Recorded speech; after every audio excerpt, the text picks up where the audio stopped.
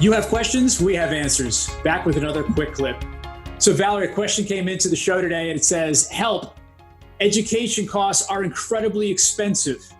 What do I need to be thinking about, or how do I make this realistic in my own financial planning situation? So what are some of your thoughts?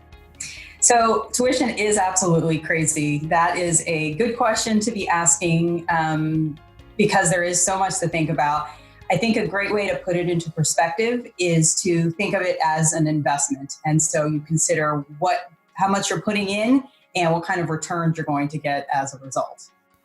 You know, I love what you're saying. And most people would say, well, of course it's an investment. But, you know, after speaking to so many people over the years, I think a lot of people view college as, well, that's just something I'm sort of supposed to do, or I was told to do, or it's part of my responsibility.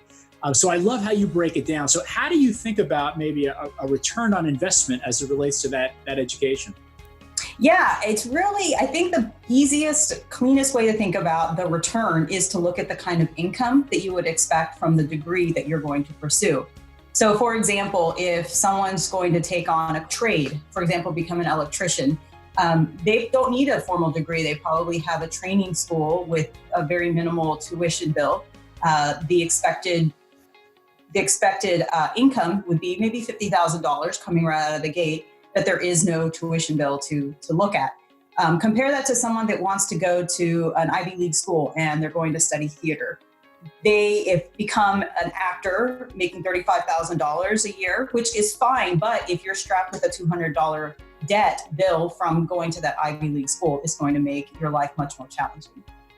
Yeah, it's really, again, it's really interesting. It's about ultimately trying to figure out what you want to do, what that's going to cost. And then there are so many schools, whether that be on the private side or the public side, and what makes sense. But at the end of the day, you know, there are so many folks that are just struggling with all the debt that they've taken on.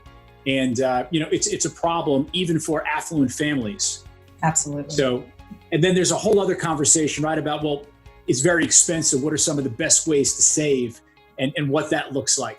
Do you have any thoughts as it relates to maybe accounts or strategies from that perspective? Oh, absolutely. There's just so many different ways. 529s are, of course, the hot topic, the good place to save when you're looking at tax advantaged savings account. And it depends on what state you live in. But that is a way that you can at least grow the money as long as you're going to dedicate it towards that higher education. But even limiting, you don't even have to limit yourself to 529s, just even a brokerage account that would allow you to build up the money and just keeping it earmarked somewhere separately, I think it makes a huge difference, even if you're not completely sure of which vehicle you choose.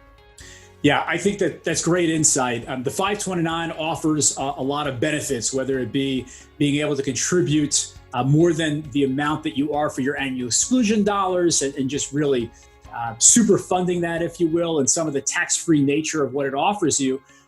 But it's not just all about a 529. You can include other types of vehicles, like you just said, that brokerage account, to give you options and optionality as it relates to your planning, because one, we never know what's going to happen. And frankly, just having options is sometimes worth its weight. So absolutely. Valerie, thank you very much for being here. Greatly appreciate you joining the show today. No problem. Thank you for having me. And if you or anyone else has questions they'd like answers to, please feel free to email us at qa@marinerwealthadvisors.com. Thanks for watching.